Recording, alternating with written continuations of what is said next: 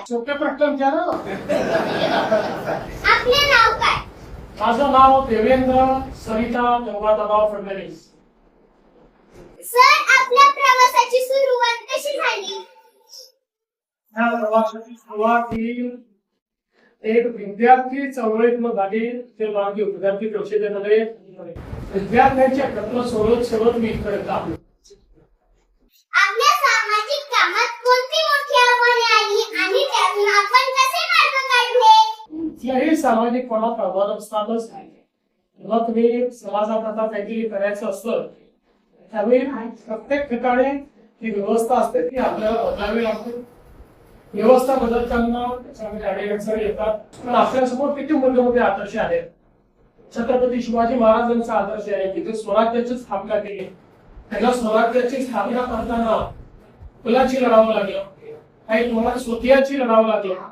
पण त्यांनी त्या आव्हानांचा सामना करून व्यवस्था उभी केली. आपल्या समोर भारतरत्न डॉक्टर बाबासाहेब आंबेडकरांचा आदेश आहे. चांगलं काम जर आपण केलं तर चांगल्या कामामध्ये आपण यशस्वीच होतो, कधी अयशस्वी होतो.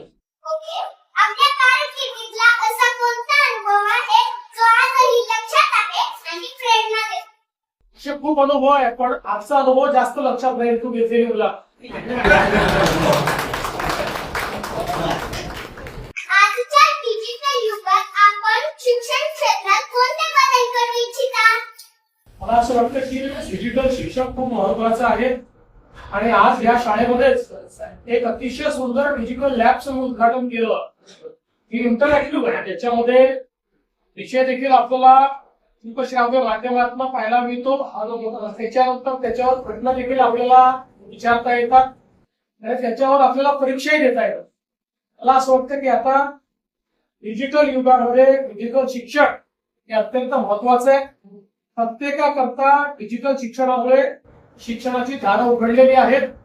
तर जगातली कुठली गोष्ट ही आता आपल्याला शिकता येते. त्यामुळे मला असं वाटतं की आपल्या शाळेतल्या आता जे डिजिटल लॅब आहे तुमच्यापैकी प्रत्येकाने त्या डिजिटल लॅब मध्ये जाऊन डिजिटल शिक्षण घ्यायचं. थँक्यू सर, तुमचा मौल्यवान वेळ दिल्याबद्दल खूप खूप थँक्यू. धन्यवाद. थँक्यू. तुझा पण मौल्यवान वेळ दिल्याबद्दल तिथे आला.